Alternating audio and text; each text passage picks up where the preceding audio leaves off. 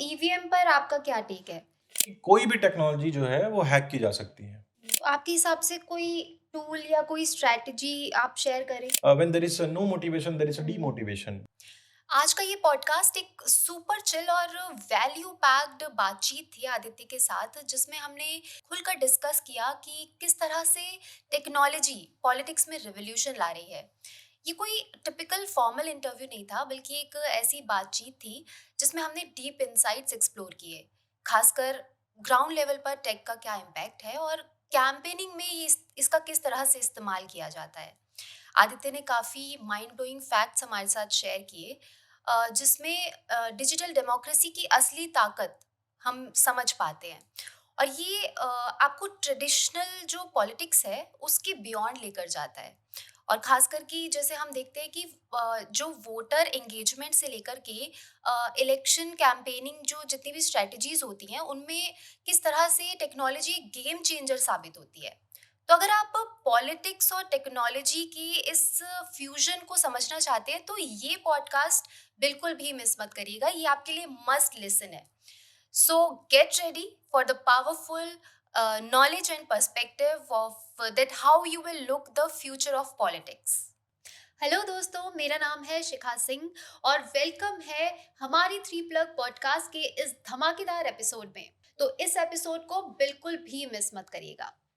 तो आदित्य, मैं आपसे ये जानना चाहूंगी कि अगर सिंपल वर्ड्स में कहें तो डिजिटल डेमोक्रेसी क्या है और क्या ये सच में पॉलिटिक्स में कुछ बड़ा इम्पैक्ट क्रिएट कर सकती है? पहले तो थैंक यू मुझे बुलाने के लिए। एंड डिजिटल डेमोक्रेसी क्या है, इसका सवाल बड़ा ही आसान भाषा में बताऊं तो ये दोनों बहुत डिफाइन वर्ड है, डिजिटल एंड डेमोक्रेसी। तो digital anything which runs on zero and one, that is digital. And democracy fundamental है उसका कि एवरी वन शुड पार्टिसिपेट, सब का मिला जुला एक बात होना चाहिए, सबको मौका मिलना चाहिए, दैट इज डेमोक्रेसी। सो आज का जो जनरेशन है, आज का जो युग है, ये डिजिटल डेमोक्रेसी का है। आप जितने सोशल मीडिया देखते हैं, this is a part of a democracy. कैसे? किसी ने फोटो पोस्ट किया, वो पॉलिटिकल हो या नॉन पॉलिटिकल हो, लेकिन लोग इस पे कमेंट कर रहे हैं, लोग अपनी राय रख रहे हैं, बातें रख रहे हैं। So they are participating. So this entire process is called digital democracy. लोग इसमें अपनी राय दे रहे हैं। तो anything in this space which is allowing people to participate, that is a digital democracy. तो आज का पूरा अंटायर स्पेस हमारा, हम देख रहे हैं कि ट्रांसफॉर्म हो गया है, डिजिटली अवेयर हो चुके हैं हम। हमारे आजू बाजू में जितनी चीज़ें हैं सब डिजिटली एक्टिवेट हो चुकी हैं। आप ग्रोसरी प्रोडक्ट आप पहले शॉप में जाके लेते थे, अब आप ब्लिंकिट करके तुरंत मंगा लेते हैं।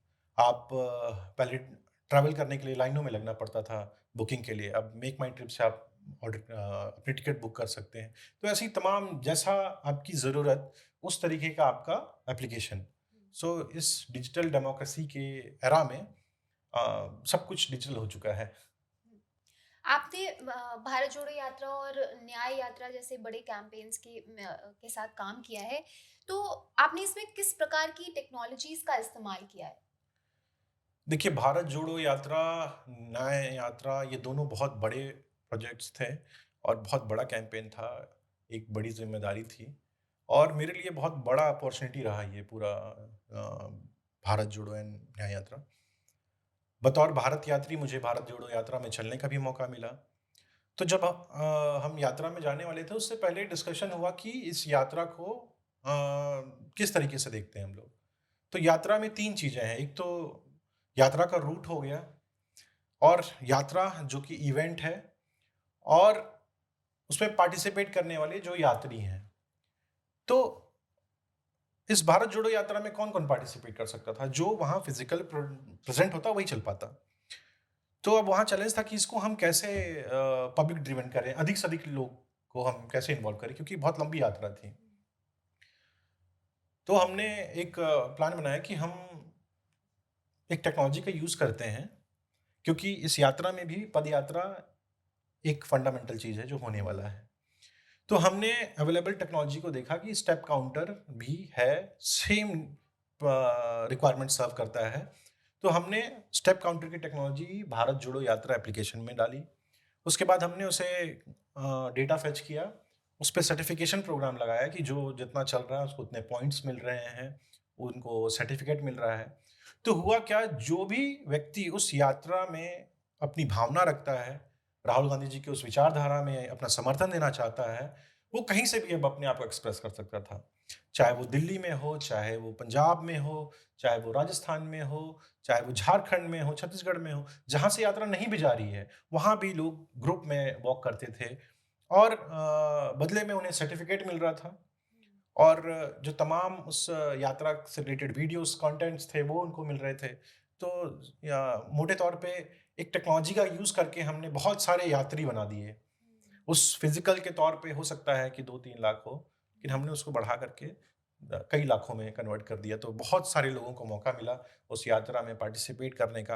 प्लस उस यात्रा में हमने जो फ़ोटोज़ होते थे राहुल गांधी जी के साथ, जब दिन भर का समय होता था, कई लोग चलते थे, तो वो सबको रहता था कि हमें फ़ोटो मिल जाए।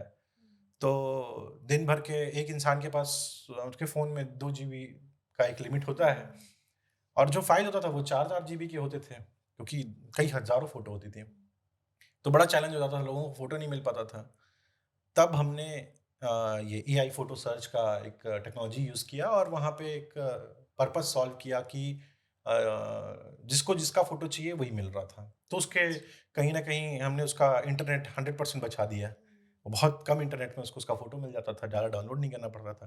तो ऐसी छोटी-छोटी चीज़ें जैसे न्यूज़ हो, ब्रॉडकास्ट हो, मैसेजिंग हो, लाइव वीडियोज़ हो, ऐसा तमाम चीज़ें हमने डिजिटल डेमोक्रेसी के अलग-अलग पार्ट्स उसमें डाले, आईओटी के पार्ट्स डाले और एक बहुत अच्छा एक्सपीरियंस रहा हमारे लिए भारत जोड़ो यात्रा। फिर जब भारत जोड़ो न्याय यात्रा आया, तो भारत जोड़ो न्याय यात्रा का कॉन्सेप्ट थोड़ा अपग्रेडेड था। वो हाइब्रिड था, वो बाय रोड थे मैक्सिमम रूट उसके। तो वहाँ पे हमने ये कोशिश किया कि चूँकि इलेक्शन से पहले है, तो कार्यकर्ताओं को भी एंगेज करना और वॉलंटियर आइडेंटिफाई करना, ये 2 चीज़ों को हमने प्रायोरिटी में रखा था, क्योंकि भारत जोड़ो यात्रा में हमने देखा था कि लोग काम करना चाहते हैं बट उन्हें उस तरीके की अपॉर्च्युनिटीज़ नहीं मिल पा रही हैं। तो हमने टास्क मैनेजमेंट का एक सिस्टम डेवलप किया जिसमें हम टास्क देते थे। वो ऑनलाइन हो, ऑफलाइन हो, मल्टीपल टाइप के टास्क होते थे। लोग बहुत इंटरेस्ट लेके पार्टिसिपेट भी करते थे, एक्सप्रेस करते थे। तो एक अच्छा हमारे लिए एक्सपीरियंस रहा। भारत जोड़ो न्याय यात्रा भी, वहाँ पे हमने लगभग 1.5 लाख से अधिक वॉलंटियर्स को एंगेज किया, उन्हें भी सर्टिफिकेशन प्रोग्राम में दिया और उनको एंगेज करने के लिए लीडरशिप बोर्ड्स जैसी चीज़ें हम लाए कि जो जितने टास्क कंप्लीट करता था, उन्हें हम उतने पॉइंट्स देते थे।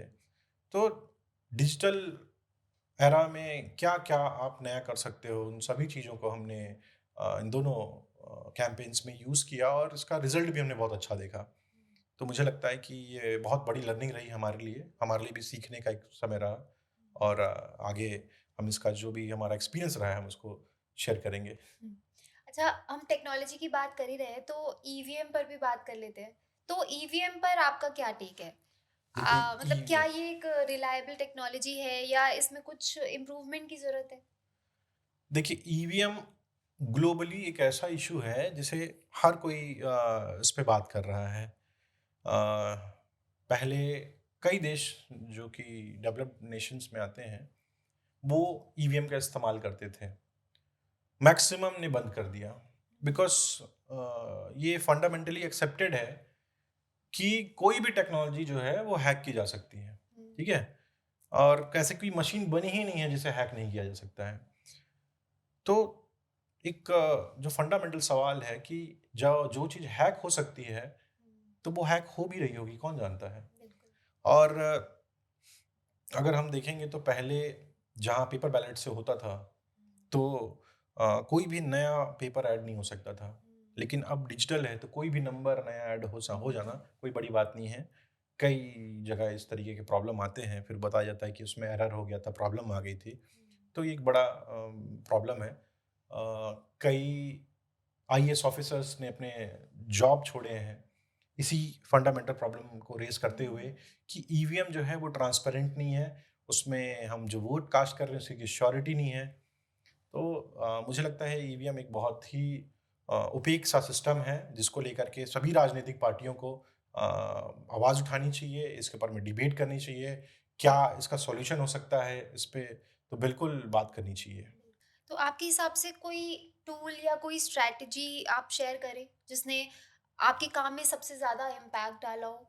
और क्या वो एक नया इनोवेशन था या पुरानी सोच का कोई मॉडर्न ट्विस्ट? अ, कोई टेक्नोलॉजी या स्ट्रैटेजी, भारत जोड़ो यात्रा, न्याय यात्रा, भूत क्रांति, तमाम कई सारे प्लेटफ़ॉर्म में काम करते हुए हमें एक बात समझ में आई कि अ, इन सब का जो कोर है वो है इंडिविजुअल वोटर।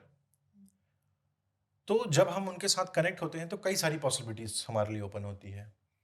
तो जैसा कि हमने स्टेप काउंटर यूज़ करके लोगों के पार्टिसिपेशन बढ़ाया, हमने टास्क मैनेजमेंट करके लोगों के साथ में उनको टास्क दे करना, वेरीफाई करना और उन्हें मोटिवेट करना है। तो मुझे लगता है कि किसी राजनीतिक पार्टी के कैडर को एंगेज करना एक बहुत बड़ा रिस्पॉन्सिबिलिटी होता है। कार्यकर्ता अगर आइडल बैठता है तो कार्यकर्ता भी डिमोटिवेटेड सा हो जाता है। तो मुझे लगता है कि इस पूरे डिजिटल डेमोक्रेसी के एंटायर सिस्टम में एक फंडामेंटल प्रॉब्लम ये है कि कैंपेन्स सही तरीके से ड्राइव नहीं कर पाते। अब वो कैसे ड्राइव नहीं कर पाते हैं? फॉर एन एग्ज़ाम्पल कि एक कैंपेन लॉन्च हुआ। कैंपेन स्टेट लेवल पे, लीडरशिप लेवल पे लॉन्च हो गया। कुछ मीडिया विज़िबिलिटी आ गई उसकी, लेकिन वो बूथ तक नहीं पहुँच पाता।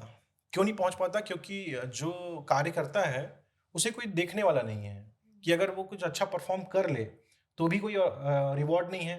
अगर अच्छा परफ़ॉर्म नहीं भी करेगा, तो ऐसी कोई पनिशमेंट भी नहीं है। तो उसे जब कोई देखने वाला भी नहीं है, कोई मोटिवेशन नहीं है, तो एक कहावत है ना कि when there is no motivation there is a demotivation. तो डीमोटिवेटेड होकर के वो जो कार्य करता है, वो उस कैंपेन को आगे लेके जाता नहीं है और बूथ पे हमको उसके रिज़ल्ट नहीं दिखते हैं।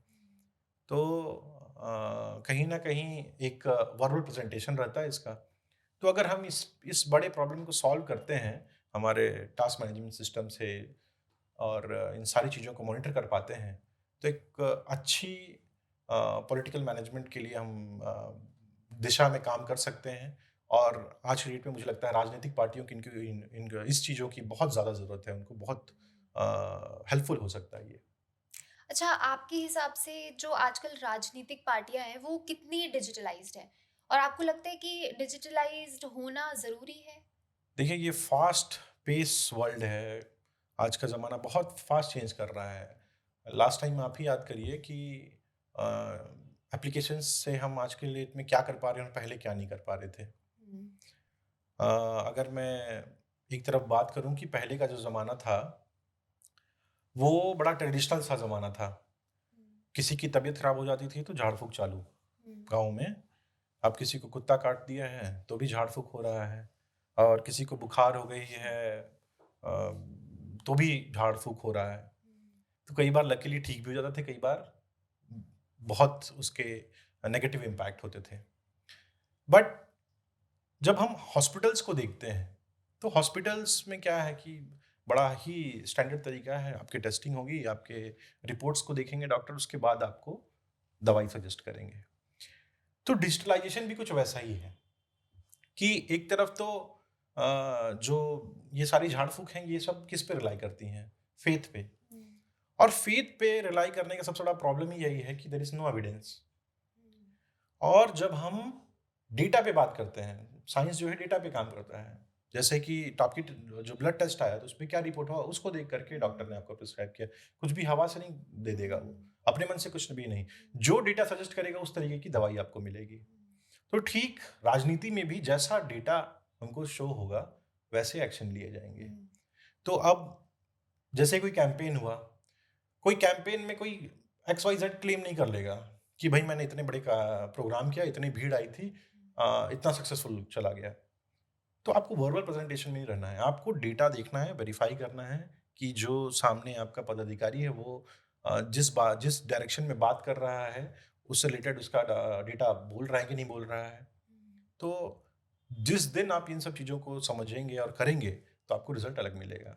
और हाँ, आज की डेट में राजनीतिक पार्टियाँ बहुत ज़्यादा डिजिटल हैं, कई राजनीतिक पार्टियाँ बहुत ज़्यादा डिजिटल हैं। अपने आप के अपने पूरे इकोसिस्टम को उन्होंने इवॉल्व कर रखा है। बीजेपी की बात करा जाए तो वो सरल एप्लीकेशन का यूज़ करते हैं पूरे बूथ को मॉनिटर करने के लिए। और भी कई सारी राजनीतिक पार्टी हैं जो बूथ लेवल पे मैपिंग करते हैं अपने कार्यकर्ताओं को मैप करके रखे हुए हैं, अपने वोटर्स को मैप कर रहे हैं। तो स्वाभाविक सी बात है, जो इसमें फर्स्ट मूवर होगा, जो पहले काम स्टार्ट करेगा और जो इन सब चीज़ों को सीरियसली लेगा, उसको इसका बेनिफिट तो मिलेगा ही मिलेगा। तो राजनीतिक पार्टियों के लिए तो बहुत इम्पोर्टेंट पार्ट है ये। अगर हम फ्यूचर की बात करें तो क्या आपको लगता है कि टेक्नोलॉजी डेमोक्रेसी को और ज़्यादा कनेक्टेड और ट्रांसपेरेंट बना सकती है? मतलब क्या इसका कुछ नेगेटिव इम्पैक्ट भी हो सकता है आपके हिसाब से? देखिए, टेक्नोलॉजी इवॉल्विंग चीज़ है। जो कल है, वो आज उससे और बेटर वर्ज़न में रहेगा। तो एक ज़माना था, हम पेजर यूज़ करते थे, फिर फ़ोन्स आ गए, फिर स्मार्टफ़ोन्स आ गए। तो ये ज़माना इवॉल्व कर रहा है। अब अभी हमारे पास टेक्नोलॉजी पार्ट में एआई नया टेक्नोलॉजी है। एआई नॉर्मल चीज़ों से कई ज़्यादा फ़ास्ट काम करता है।